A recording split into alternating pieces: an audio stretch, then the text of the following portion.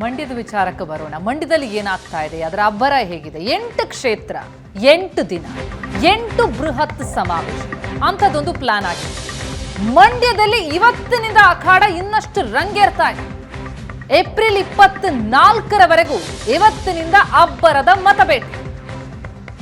ಪ್ರಚಾರದ ಅಖಾಡಕ್ಕೆ ಖುದ್ದು ಕುಮಾರಸ್ವಾಮಿ ಧುಮುಕಿದ್ದಾರೆ. ರಾಜ್ಯ ಬಿಜೆಪಿ ಸಾರಥಿಯ ಜೊತೆ ಸಕ್ಕರೆ ನಾಡಿನಲ್ಲಿ ಮತ ಶಿಕಾರಿಗೆ ಮುಂದಾಗಿದ್ದಾರೆ. ಜೋಡೆತ್ತಿನಂತೆ ಕುಮಾರಸ್ವಾಮಿ ಮತ್ತು ವಿಜಯೇಂದ್ರ ಪ್ರಚಾರಕ್ಕೆ ಮುಂದಾಗಿದ್ದಾರೆ. ಮಳವಳ್ಳಿಯ ಕನಕದಾಸ ಕ್ರೀಡಾಂಗಣದಲ್ಲಿ ಇವತ್ತು ಸಮಾವೇಶ ಇದೆ. ಬೆಳಗ್ಗೆ 11 ಗಂಟೆಗೆ HDK ವಿಜಯೇಂದ್ರ ಸಮಾವೇಶಕ್ಕೆ ಚಾಲನೆ ಕೊಡ್ತಾರೆ. ಕೊನೆ 10 ದಿನದಲ್ಲಿ ಮತದಾರರ ಮನ ಗೆಲ್ಲೋದಕ್ಕೆ ರಣವ್ಯೂಹವನ್ನ ಹೆಣೆಯಲಾಗ್ತಾ ಇದೆ. 8 ಕ್ಷೇತ್ರ, 8 ದಿನ, 8 ಬೃಹತ್ ಸಮಾವೇಶ. ಮಂಡ್ಯ ಅಂತ ಅನ್ನೋದು ಪ್ರತಿಷ್ಠೆಯ ಕಣವಾಗಿದೆ ಮೈತ್ರಿ ಪಾಲಿಗೆ. ಅದರಲ್ಲೂ ಖುದ್ದು ಕುಮಾರಸ್ವಾಮಿಯವರೇ ಅಖಾಡಕ್ಕಿಳಿದಿರುವಂತಹ ಹಿನ್ನೆಲೆಯಲ್ಲಿ ಶತಾಯಗತಾಯ ಮಂಡ್ಯವನ್ನ ವಶಕ್ಕೆ ಪಡಿಬೇಕು ಅನ್ನುವಂತಹ ದೃಷ್ಟಿಯಿಂದ ಇಬ್ರು ವಿಜಯೇಂದ್ರ ಮತ್ತು ಕುಮಾರಸ್ವಾಮಿ ಜೋಡೆತ್ತಿನಂತೆ ಪ್ರಚಾರಕ್ಕೆ ಮುಂದಾಗ್ತಾ ಇರುವಂತದ್ದು. ಇವತ್ತಿನಿಂದ 24ರವರೆಗೂ ಕೂಡ ನಿರಂತರವಾದಂತಹ ಪ್ರಚಾರದ ಅಬ್ಬರ ಮಂಡ್ಯದಲ್ಲಿ ಕಾಣೋದಕ್ಕೆ ಸಿಗತ್ತೆ. ಮಂಡ್ಯ ಅಖಾಡ ಈ ಮೂಲಕ ರಂಗೇರ್ತಾ ಇದೆ. ಕುಮಾರಸ್ವಾಮಿ ಅವರು ಪ್ರಚಾರದ ಅಖಾಡಕ್ಕೆ ಇಳಿತಾ ಇದ್ದಾರೆ. ಇವತ್ತಿನಿಂದ 8 ದಿನ ನಿರಂತರವಾಗಿ ಪ್ರಚಾರವನ್ನ ನಡೆಸಲಿದ್ದಾರೆ. ಮಂಡ್ಯ ಅಖಾಡ ಮೊದಲೇ ಸದ್ದು ಮಾಡ್ತಾ ಇತ್ತು. ಈಗ ಪ್ರಚಾರದಿಂದಾಗಿ ಮತ್ತಷ್ಟು ಮುನ್ನೆಲೆಗೆ ಬರ್ತಾ ಇದೆ. ಬೆಳಗ್ಗೆ 11 ಗಂಟೆಗೆ ಸಮಾವೇಶ ಇದೆ, ಬೃಹತ್ ಸಮಾವೇಶ.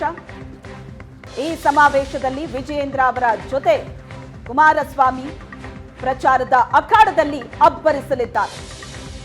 ಮಂಡ್ಯ ಮೈತ್ರಿ ಅಭ್ಯರ್ಥಿ ಕುಮಾರಸ್ವಾಮಿ 8 ಕ್ಷೇತ್ರವನ್ನ ಗುರಿಯಾಗಿಟ್ಕೊಂಡು 8 ದಿನ 8 ಬೃಹತ್ ಸಮಾವೇಶವನ್ನ ಆಯೋಜಿಸಲಾಗಿದೆ. ಇವತ್ತಿನಿಂದ ಪ್ರಚಾರದ ಅಖಾಡ ರಂಗೇರಲಿದೆ.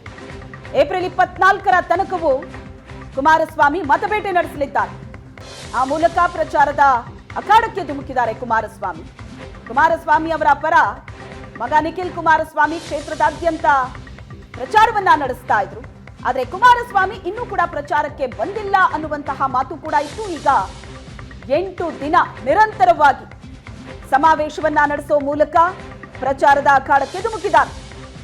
ಬೆಳಗ್ಗೆ 11 ಗಂಟೆಗೆ HDK ವಿಜಯೇಂದ್ರ ಸಮಾವೇಶಕ್ಕೆ ಚಾಲನೆಯನ್ನ ನೀಡಲಿದ್ದಾರೆ. ಮಂಡ್ಯದಲ್ಲಿ ಈ ಬಾರಿ ಕುಮಾರಸ್ವಾಮಿ ಮತ್ತು ವಿಜಯೇಂದ್ರ ಜೋಡೆತ್ತಿನ ರೀತಿ ಬಿಂಬಿತವಾಗ್ತಿದ್ದಾರೆ.